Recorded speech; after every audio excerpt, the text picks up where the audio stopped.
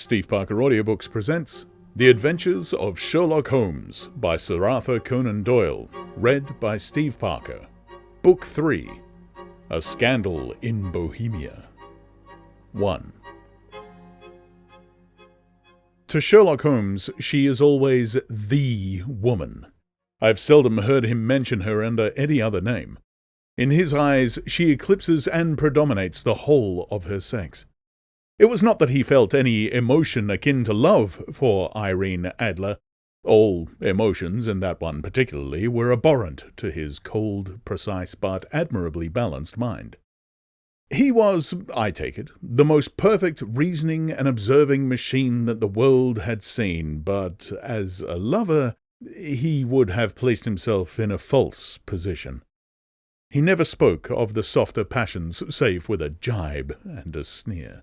They were admirable things for the observer, excellent for drawing the veil from men's motives and actions, but for the trained reasoner to admit such intrusions into his own delicate and finely adjusted temperament was to introduce a distracting factor which might throw a doubt upon all his mental results. Grit in a sensitive instrument, or a crack in one of his own high-power lenses, would not be more disturbing than a strong emotion in a nature such as his. And yet there was but one woman to him, and that woman was the late Irene Adler, of dubious and questionable memory. I had seen little of Holmes lately. My marriage had drifted us away from each other. My own complete happiness, and the home-centered interests which rise up around the man who first finds himself master of his own establishment, were sufficient to absorb all my attention, while Holmes, who loathed every form of society with his whole Bohemian soul, remained in our lodgings in Baker Street, buried among his old books, and alternating from week to week between cocaine and ambition, the drowsiness of the drug, and the fierce energy of his own keen nature. He was still, as ever, deeply attracted by the study of crime, and occupied his immense faculties and extraordinary powers of observation in following out these clues and clearing up those mysteries which had been abandoned as hopeless by the official police. From time to time I heard some vague account of his doings, of his summons to Odessa in the case of the Trepoff murder, of the clearing up of the singular tragedy of the Atkinson brothers at Trincomalee, and finally of the mission which he had accomplished so delicately and successfully for the reigning family of Holland. Beyond these signs of his activity, however, which I merely shared with all the readers of the daily press, I knew little of my former friend and companion. One night, it was on the 20th of March, 1888, I was returning from a journey to a patient, for I had now returned to civil practice, when my way led me through Baker Street. As I passed the well-remembered door, which must always be associated in my mind with my wooing and with the dark incidents of the Study in Scarlet, I was seized with a keen desire to see Holmes again, and to know how he was employing his extraordinary powers. His rooms were brilliantly lit, and even as I looked up, I saw his tall, spare figure pass twice in a dark silhouette against the blind. He was pacing the room swiftly, eagerly, with his head sunk upon his chest and his hands clasped behind him. To me, who knew his every mood and habit, his attitude and manner told their own story. He was at work again. He had risen out of his drug-created dreams and was hot upon the scent of some new problem. I rang the bell, and was shown up to the chamber which had formerly been in part my own. His manner was not effusive, it seldom was, but he was glad, I think, to see me. With hardly a word spoken, but with a kindly eye, he waved me to an armchair, threw across his case of cigars, and indicated a spirit case and a gasogene in the corner. Then he sat before the fire and looked me over in his singular introspective fashion. "Wedlock suits you," he remarked. "I think, Watson, that you have put on 7.5 pounds since I saw you." "7?" I answered. "Indeed, I should have thought a little more, just a trifle more, I fancy, Watson. And in practice again, I observe. You did not tell me that you intended to go into harness." Then how did you know? I see it, I deduce it. How do I know that you have been getting yourself very wet lately, and that you have a most clumsy and careless servant girl? My dear Holmes, said I, this is too much. You would certainly have been burned had you lived a few centuries ago. It is true that I had a country walk on Thursday and came home in a dreadful mess, but as I have changed my clothes, I can't imagine how you deduce it. As to Mary Jane, she is incorrigible, and my wife has given her notice, but there again I fail to see how you work it out. He chuckled to himself and rubbed his long, nervous hands together. It is simplicity itself, said he. My eyes tell me that on the inside of your left shoe, just where the firelight strikes it, the leather is scored by 6 almost parallel cuts. Obviously, they have been caused by someone who has been very carelessly scraped round the edge of the sole in order to remove crusted mud from it. Hence, you see, my double deduction that you have been out in vile weather, and that you have a particularly malignant boot-slitting specimen of the London slavey. As to your practice, if a gentleman walks into my room smelling of iodoform, with a black mark of nitrate of silver upon his right forefinger and a bulge on the right side of his top hat to show where he has secreted his stethoscope, I must be dull indeed if I do not pronounce him to be an active member of the medical profession. I could not help laughing at the ease with which he explained his process of deduction. When I hear you give your reasons, I remarked, the thing always appears to me to be so ridiculously simple that I could easily do it myself, though at each successive instance of your reasoning I am baffled until you explain your process. And yet I believe that my eyes are as good as yours. Quite so, he answered, lighting a cigarette and throwing himself down into an armchair. You see, but you do not observe.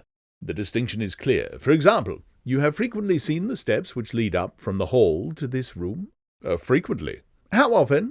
Well, some hundreds of times. Then how many are there? How many? I don't know. Quite so. You have not observed, and yet you have seen. That is just my point. Now, I know that there are 17 steps because I have both seen and observed. By the way, since you are interested in these little problems, and since you are good enough to chronicle one or two of my trifling experiences, you may be interested in this. He threw over a sheet of thick, pink-tinted notepaper which had been lying open upon the table. It came by the last post, said he. Read it, aloud. The note was undated, and without either signature or address. There will come upon you tonight at 7:45, it said, a gentleman who desires to consult you upon a matter of the very deepest moment. Your recent services to one of the royal houses of Europe have shown that you are one who may safely be trusted with matters which are of an importance which can hardly be exaggerated. This account of you we have from all quarters received. Be in your chamber then at that hour, and do not take it amiss if your visitor wear a mask. This is indeed a mystery, I remarked. What do you imagine that it means? I have no data yet. It is a capital mistake to theorize before one has data. Insensibly, one begins to twist facts to suit theories, instead of theories to suit facts. But the note itself, what do you deduce from it? I carefully examined the writing and the paper upon which it was written. The man who wrote it was presumably well-to-do, I remarked, endeavouring to imitate my companion's process. Such paper could not be bought under £half-a-crown a packet. It is peculiarly strong and stiff. Peculiar, that is the very word, said Holmes. It is not an English paper at all. Hold it up to the light. I did so, and saw a large E with a small g, and a P and a large G with a small t woven into the texture of the paper. What do you make of that? Asked Holmes. The name of the maker, no doubt, or his monogram, rather. Not at all. The G with a small t stands for Gesellschaft, which is the German for company. It is a customary contraction like our co. P, of course, stands for papier. Now for the E.G., let us glance at our Continental Gazetteer. He took down a heavy brown volume from his shelves. Here we are, Egria. It is in a German-speaking country in Bohemia, not far from Carlsbad, remarkable as being the scene of the death of Wallenstein and for its numerous glass factories and Paper mills. My boy, what do you make of that?" His eyes sparkled, and he sent up a great blue triumphant cloud from his cigarette. "The paper was made in Bohemia," I said. "Precisely. And the man who wrote the note is a German. Do you note the peculiar construction of the sentence, 'This account of you we have from all quarters received'? A Frenchman or Russian could not have written that. It is the German who is so uncourteous to his verbs. It only remains, therefore, to discover what is wanted by this German who writes upon Bohemian paper and prefers wearing a mask to showing his face. And here he comes, if I am not mistaken, to resolve all our doubts." As he spoke, there was the sharp sound of horses' hooves and grating wheels against the curb, followed by a sharp pull at the bell. Holmes whistled. "A pair, by the sound," said he. "Yes," he continued, glancing out of the window. "A nice little brougham, and a pair of beauties. 150 guineas apiece. There's money in this case, Watson, if there's nothing else." "I think I had better go, Holmes." "Not a bit, Doctor. Stay where you are. I'm lost without my Boswell, and this promises to be interesting. It will be a pity to miss it." "But your client—" "No, never mind him. I may want your help, and so may he. Here he comes. Sit down in that armchair, Doctor, and give us your best attention." A slow and heavy step, which had been heard upon the stairs and in the passage, paused immediately outside the door. Then there was a loud and authoritative tap. "Come in," said Holmes. A man entered who could hardly have been less than 6 feet 6 inches in height, with the chest and limbs of a Hercules. His dress was rich, with a richness which would, in England, be looked upon as akin to bad taste. Heavy bands of astrakhan were slashed across the sleeves and fronts of his double-breasted coat, while the deep blue cloak which was thrown over his shoulders was lined with flame-coloured silk and secured at the neck with a brooch which consisted of a single flaming beryl. Boots, which extended halfway up his calves, and which were trimmed at the tops with rich brown fur, completed the impression of barbaric opulence which was suggested by his whole appearance. He carried a broad-brimmed hat in his hand, while he wore across the upper part of his face, extending down past the cheekbones, a black vizard mask, which he had apparently adjusted that very moment, for his hand was still raised to it as he entered. From the lower part of the face he appeared to be a man of strong character, with a thick, hanging lip and a long, straight chin suggestive of resolution pushed to the length of obstinacy.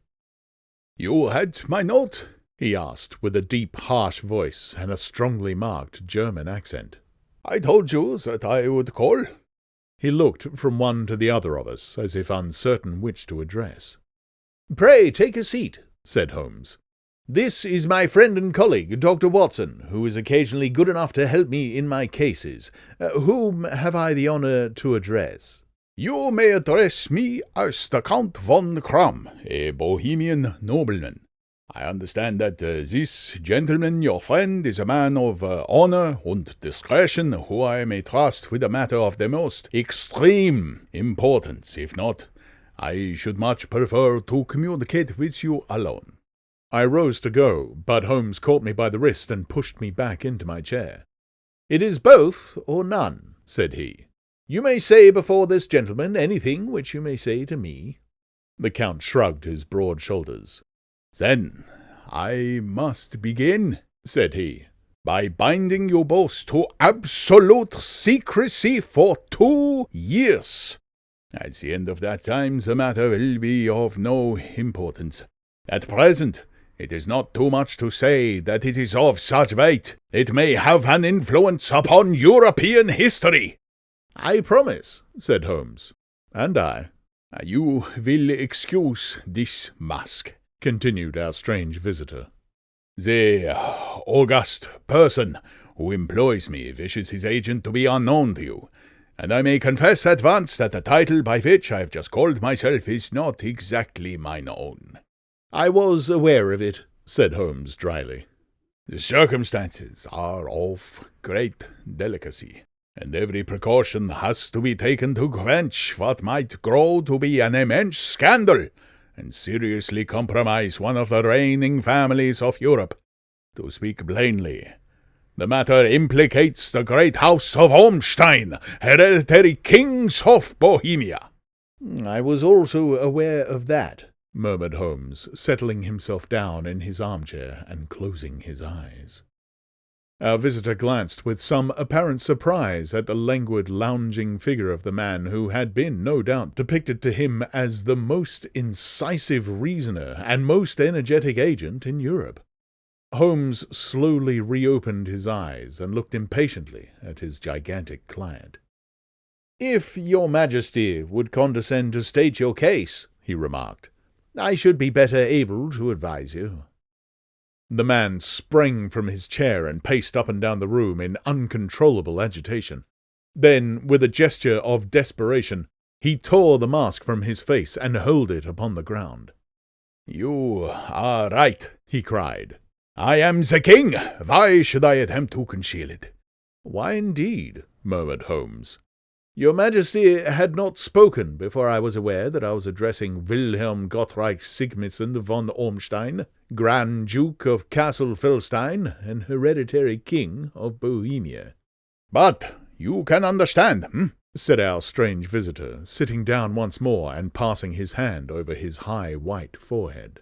You can understand that I am not accustomed to doing such business in my own person. Yet the matter was so delicate that I could not confide it to an agent without putting myself in his power. I have come incognito from Prague for the purpose of consulting you." "Then pray consult," said Holmes, shutting his eyes once more. "The facts are briefly these. Some 5 years ago, during a lengthy visit to Warsaw, I made the acquaintance of the well-known adventuress Irene Adler. The name is no doubt familiar to you." "Kindly look her up in my index, Doctor," murmured Holmes without opening his eyes. For many years he had adopted a system of docketing all paragraphs concerning men and things, so that it was difficult to name a subject or a person on which he could not at once furnish information. In this case, I found her biography sandwiched in between that of a Hebrew rabbi and that of a staff commander who had written a monograph upon the deep-sea fishes. "Let me see," said Holmes. Born in New Jersey in the year 1858. Contralto. La Scala. Prima donna, Imperial Opera of Warsaw. Yes, retired from operatic stage. Living in London. Quite so. Your Majesty, as I understand, became entangled with this young person, wrote her some compromising letters, and is now desirous of getting those letters back. Precisely so. But how... Was there a secret marriage? No. No legal papers or certificates? None. Then I fail to follow, Your Majesty. If this young person should produce her letters for blackmailing or other purposes, how is she to prove their authenticity? There is the writing. Oh, pooh, forgery. Mine private notepaper. Stolen. My own seal. Imitated. My photograph. Bought. We were both in the photograph. Oh dear. Oh, that is very bad. Your Majesty has indeed committed an indiscretion. I was mad, insane. You have compromised yourself seriously. I was only Crown Prince then. I was young. I am but 30 now. It must be recovered. We have tried, and failed. Your Majesty must pay. It must be bought. She will not sell. Stolen, then. 5 attempts have been made. Twice burglars in my pay ransacked her house. Once we diverted her luggage when she travelled. Twice she has been waylaid. There has been no result. No sign of it? Absolutely none. Holmes laughed. "It is quite a pretty little problem," said he. "But a very serious one to me," returned the king reproachfully. "Very, indeed. And what does she propose to do with the photograph?" "To ruin me." "But how?" "I am about to be married." "So I have heard." "To Clotilde Lockman von Saxe-Meiningen, second daughter of the King of Scandinavia. You may know the strict principles of her family. She is herself the very soul of delicacy. A shadow of a doubt as to my conduct would bring the matter to an end. And Irene Adler? Threatens to send them the photograph, and she will do it. I know that she will do it. You do not know her, but she has a soul of steel. She has the face of the most beautiful of women, and the mind of the most resolute of men. Rather than I should marry another woman, there are no lengths to which she would not go. None. You are sure that she has not sent it yet? I am sure. And why? Because she said that she would send it on the day when the betrothal was publicly proclaimed. That will be next Monday. Oh, well then, we have 3 days yet, said Holmes with a yawn. That is very fortunate, as I have 1 or 2 matters of importance to look into just at present. Your Majesty will, of course, stay in London for the present? Certainly. You will find me at the Langham, under the name of the Count von Kram. Then I shall drop you a line to let you know how we progress. Pray do so. I shall be all anxiety. Then, as to money? You have carte blanche. Absolutely. I tell you that I would give one of the provinces of my kingdom to have that photograph. And for present expenses? The king took a heavy chamois leather bag from under his cloak and laid it on the table. There are 300 pounds in gold and 700 in notes, he said. Holmes scribbled a receipt upon a sheet of his notebook and handed it to him. And mademoiselle's address? He asked. Is Bryony Lodge, Serpentine Avenue, St. John's Wood. Holmes took a note of it. One other question, said he. Was the photograph a cabinet? It was. Then good night, Your Majesty, and I trust that we shall soon have some good news for you. And good night, Watson, he added, as the wheels of the royal brougham rolled down the street. If you'll be good enough to call tomorrow afternoon at 3 o'clock, I should like to chat this little matter over with you.